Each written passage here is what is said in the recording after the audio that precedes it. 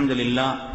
சங்கைக்குரிய பெருமக்களே, நமது உயிரினும் மேலான கண்மணி நாயகம் ஸல்லல்லாஹு அலைஹி வஸல்லம் அவர்களுடைய இளமை பருவம் சம்பந்தமான அந்த செய்திகளை நாம் பரிமாறி வந்தோம்.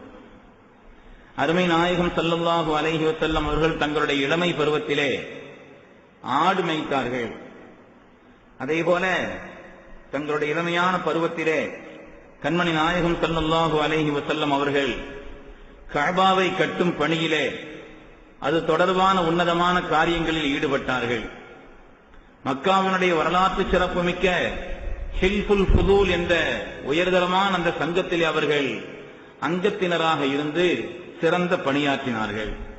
அதேபோல் இந்த சிறுவராயத்திலே கண்மணி நாயகம் ஸல்லல்லாஹு அலைஹி வஸல்லம் இளமை பிராயத்திலே அவருடைய 25வது வயதிலே அன்னை ஹதீஜா நாயகி ரலியல்லாஹு அன்ஹா அவர்களை நிக்காஹ் செய்தார்கள்.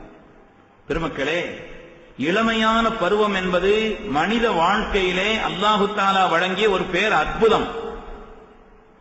ஏனென்று சொன்னால் மனிதனை நிறைவான மனிதனாக உருவாக்குவதற்குண்டான ஒரு அடித்தளம் அந்த இளமை பருவம்.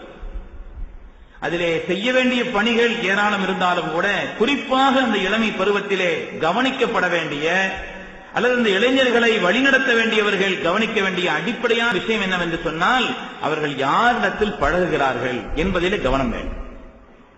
அல் மரு அலா தீனி கலீலிஹி, கண்மணி நாயகம் ஸல்லல்லாஹு அலைஹி வஸல்லம் சொல்வார்கள், ஒரு மனிதன் தன்னுடைய நண்பனுடைய தீனில் இருக்கிறான். அவனுடைய தீன் தான் இவனுக்கு.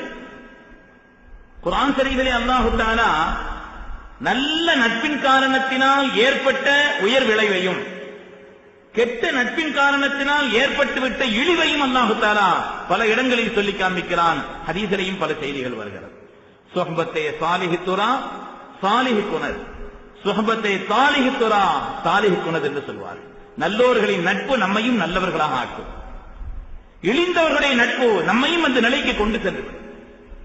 அதனாலே அந்த பருவத்திலே அந்த நட்பை உருவாக்கக்கூடிய அல்லது நட்பு வைத்துக் கொள்ள வேண்டிய அந்த காலகட்டத்தில் யாரிடத்தில் பழகுகிறார்கள்? மனிதனை உருவாக்குவதே இரண்டு அம்சங்கள் தான். ஒன்று பெற்றோர்கள், அடுத்து சுற்றுச்சூழல். சுற்றுச்சூழல் நிரம்ப இருந்தாலும் குறிப்பாக நட்பு.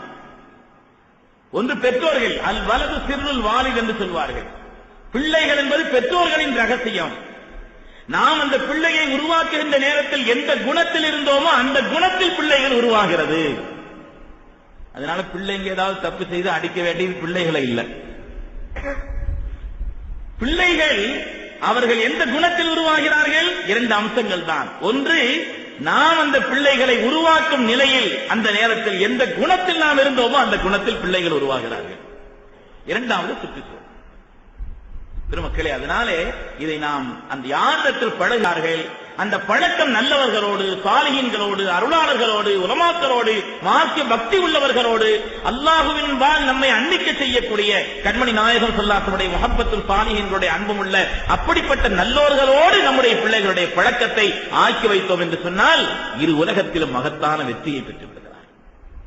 அருமையான பெருமக்களே, அவர்களிடத்தில் ஒழுக்கம் உண்டாகிவிடும், உயர்ந்த கல்வி ஞானம் ஏற்பட்டுவிடும், இறை நெருக்கத்திற்கான அந்த அடித்தளம் ஏற்பட்டுவிடும். வாழ்க்கையின் எந்த துறைகளில் அவர்கள் இருந்தாலும் சரி, அல்லாஹ் ரசூலுடைய அச்சத்தை மேற்கொண்டவர்களாக தங்களுடைய வாழ்க்கை அவர்கள் நடத்தாட்டுவார்கள். சிறந்த நட்புக்கு உதாரணம், சிறந்த நட்பிற்கு உதாரணம் ஹதீஸிலே ஒன்று சொல்லப்பட்டிருக்கிறது. உதாரணத்திற்கு ஒன்றை ஞாபகப்படுத்துவோம். கெட்ட நட்பிற்கு உதாரணம் குர்ஆன் ஷரீஃபிலே அல்லாஹ் தஆலா ஒரு நட்பை பற்றி சொல்வார். கெட்ட நட்பிற்கு உதாரணம் அபூ ஜஹில் உக்பத் இப்னு அபீ முஈத். அபூ ஜஹில் உக்பத் இப்னு அபீ முஈத் என்பவருடைய நட்புதான் உலகத்தில் கெட்ட நட்புக்கு உதாரணம். அபூ ஜஹிலும் உக்பாவும் ரொம்ப நெருங்கிய நண்பர்கள், உயிருக்கு உயிரான நண்பர்கள். இவருடைய ரகசியம் பூரா அவருக்கு தெரியும், அவருடைய ரகசியம் பூரா இவருக்கு தெரியும். உடல் இரண்டு, உயிர் ஒன்று என்பது போல அவங்களுடைய நிலை அப்படிப்பட்ட தன்மை. ஒரு ஆளுக்கு ஒரு ஆள் அவ்வளவு க்ளோஸ் ஃப்ரெண்டுங்கிறாங்க, அப்படி ஒரு நெருக்கமான நட்பு. இந்த நேரத்திலே அபூ ஜஹில் வெளியூருக்கு வியாபார விஷயமாக பயணம் சென்றிருந்தான். சென்றிருந்த அந்த நேரத்திலே இந்த உக்பா என்பவர் கண்மணி நாயகம் ஸல்லல்லாஹு அலைஹி வஸல்லம் மஜ்லிஸிற்கு வந்து போயிருந்தார். ஸல்லல்லாஹு அலைஹி வஸல்லம் சபைக்கு வந்து போயிருந்தார். நெருக்கமான தன்னுடைய தோழர் நண்பர் அவர் இல்லாத காரணத்தினாலே இந்த சபைக்கு வந்து போயிருந்தார். வந்து போயிருந்த இந்த சமயத்தில் அவருடைய உள்ளத்தில் அவருடைய சொற்களும் ஆழி அவருடைய கருத்துக்களும் ரூஹானியத்தான அவருடைய பேச்சும் உக்குபாவுடைய மனதில் இறங்க ஆரம்பித்தது. அதனாலே இஸ்லாத்தினுடைய கண்ணியம், மாணவியனுடைய மேன்மை எல்லாம் மனதில் பதிந்த காரணத்தினாலே இஸ்லாத்தின்பால் மிக மிக நெருக்கமாக வந்துவிட்டார். நாளைக்கு இஸ்லாமை ஏற்றுக்கொண்டு தன் வாழ்வை மேன்மைப்படுத்தலாம் என்ற ஒரு எண்ணத்தில் இருக்கும் பொழுது அபூஜஹல் பயணத்திலிருந்து திரும்ப வருவதாக செய்தி. சரி, நம்ம உயிருக்கு உயிரான நண்பனாச்சு, அவன்கிட்ட ஒரு வார்த்தை சொல்லிக்கிறோமே அப்படின்னு நினைச்சு அபூஜஹல் இடத்துல போய் இந்த உக்குபா சொன்னான். மாதிரி நீ இல்லாத நேரத்துல நபிகள் நாயகம் ஸல்லல்லாஹு அலைஹி வஸல்லமுடைய அந்த சபைக்கு நான் சென்று வந்தேன். என்ன அற்புதமான கருத்துக்கள், என்ன உயர்தரமான சிந்தனைகள், மனித வாழ்வின் வெற்றிக்கு அடித்தளமான செய்திகளை அவர்கள் சொல்கிறார்கள். எனவே இஸ்லாத்தினுடைய கண்ணியம் என் மனதில் பதிந்து விட்டது, நான் முஸ்லீமாக போகிறேன். கொதித்து விட்டான் அபூஜஹல், கொதித்து விட்டான். என்ன சொல்கிறாய்? என்னுடைய நட்பு வேண்டுமா வேண்டாமா அதை முடிவு செய்யும் சொன்னான். என் நட்பு உனக்கு வேண்டுமா வேண்டாமா அதை மாத்திரம் நீ முடிவு செய்யும். என்னுடைய நட்பு வேண்டும் என்று சொன்னால் நீ செய்ய வேண்டிய காரணம் நேர முகமதுடைய சபைக்கு போ, காரி அவங்களுடைய முகத்தில் துப்பிட்டு வரணும் என்று சொன்னான். அந்த பழக்கம் இருக்குதே, அவர்கள் அவ்வளவு நாளும் நேசித்த அந்த பழக்கம் இருக்கிறதே, உடனடியாக முடிவெடுக்க தெரியவில்லை. ஆனாலும் அபூஜஹல் பக்கம் தான் சாய்ந்தான். நேரம் அங்கிருந்து போனான், காரி ஸல்லல்லாஹு முகத்தை துப்பினான். ஆனால் அந்த எச்சில் கண்மணி முஹம்மது ரசூலுல்லாஹி ஸல்லல்லாஹு அலைஹி திருமுகத்தில் படவில்லை. அது எதிர்த்து செய்த இவனுடைய முகத்திலே வந்து பட்டது. பட்ட இடமெல்லாம் கருத்து போனது, அது தீப்பிழம்பாகிவிட்டது.